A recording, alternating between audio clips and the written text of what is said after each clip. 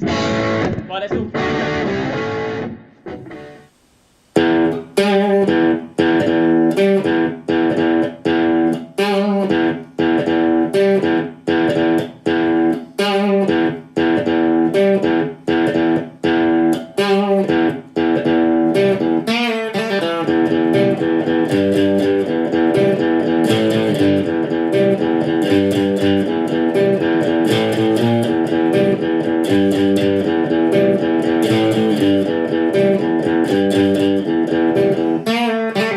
Okay guys, number 93, Supermassive Black Hole by Muse. Never really learned a lot of Muse in my life, which is weird. So yeah, it's fun learning this one. The main thing about this is relatively simple riff. The rhythms are a little bit complicated, and there's some notes that you hold down and some that you make staccato. And that's really all there is to the riff. Other than that, it's very, very simple. Really, really cool. There's a lot of tabs floating around the internet from a live version where they've added in, he adds in a little bit extra, but I'm just going to do it, as the record, and it's the easiest way for me to do it, so that's where it's coming from. So after that little bit of spiel, let's crack on with this. So we're going to start with an open E string, then we're going to we let it ring a bit, and then we have to kill it. Now I want to do a hit with my pick, a dead hit like that, so I'm going to go. But you can't really hear that on the track, but that feels quite natural to do it. So some of the tabs I've seen have that like as a dead hit there, and it does work, but I can't hear like a proper dead hit on the track. It sounds like it's just getting killed, like that kind of a feel. Then I'm going to hit 10th fret here on the A string. I'm going to play that with my ring finger just to make the vibrato easier.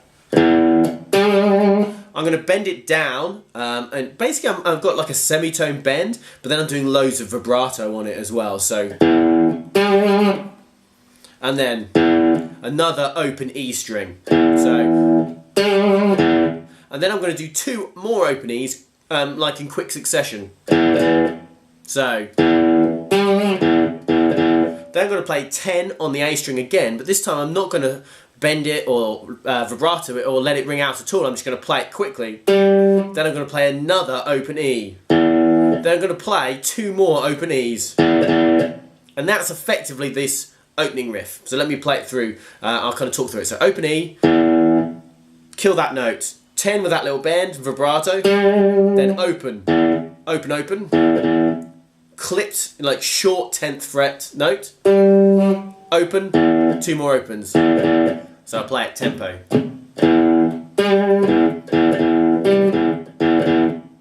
There you go. So let's do that again. And again. And then for the 4th time, the first bit is exactly the same. Open, 10 with the bend and vibrato. Open, 2 quick opens. That short 10, and then 1 more open, and then instead of those final 2 opens, as we've been doing them, we're going to do this. I'm going to bend 2nd fret on the G string. Again, it's a semitone bend up and down. I like to do that bend with my middle finger because down here it's quite hard to bend the string, so I do it with my middle finger. And then the second part of the lick is open G, hammer onto 2nd fret, pull off to open, and then 2nd fret on the D. And that's got that kind of rhythm. Da da. And I do that with my first finger, which looks weird because I'm doing the first bit with my middle finger, but that just makes sense to me. Okay, and so that is basically, that's the first part of the riff. The second part of the riff is effectively what we're going to hear in the verse as well, although the verse is a bit more muted. Very, very similar idea, but this time we're not worrying so much about those differences in kind of clip notes and ringing out. It's all very similar length, it's all just down picks basically, but it's a lot of a similar vibe to it. So 2 open E's, 10th fret A, 2 open E's, so that's already pretty similar to what we've got before. 3rd fret on the E string I'm going to play 3 times. So, just as I've gone through, 2 more open E's, then another 10th fret A string, then 2 more open E's. Then I'm going to do this riff. I'm going to go A5, so that's 5th fret on the E and 7th fret on the A, twice. I'm going to then move it back 2 frets to a G5, which is 3rd fret on the E, 5th fret on the A. So all together, that first part of the riff is going to be this.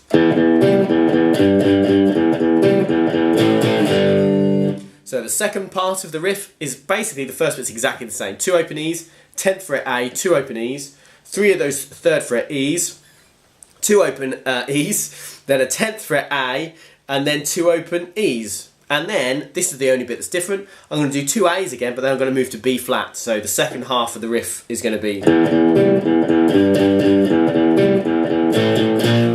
So that B flat is 6th fret on the E and 8th fret on the A. So then I'm going to do the first half again of the riff.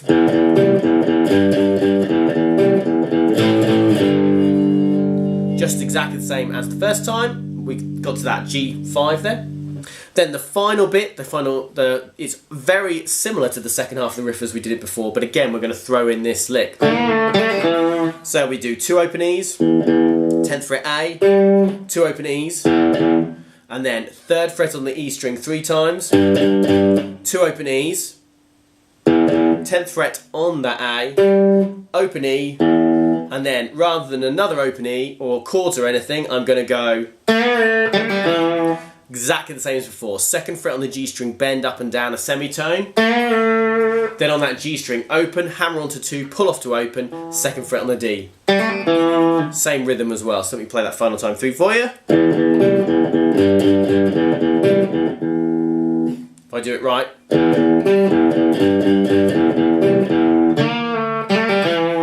There you go. Turns out I couldn't count first time because I'm an idiot. There you go. So the simple riff that you can only mess up if you're a fool like me and you're getting too excited. I basically was just going to play through the whole of that riff. So there you go. So that's riff number 93, the 93rd best riff as it was in 2006. Yeah, really cool riff so far. Next one is one that, the next two actually are 2 that I already knew, so that's nice. And I'll get those up as soon as possible. Yeah, so we're getting there. Lots of cool riffs to come, lots of Pantera riffs to come, so I'm looking forward to those. The next one's not Pantera though, that's just one of my favourite bands. Anyway, so thanks for watching guys, and I'll see you again next time for some more of these riffs. See you soon, bye bye.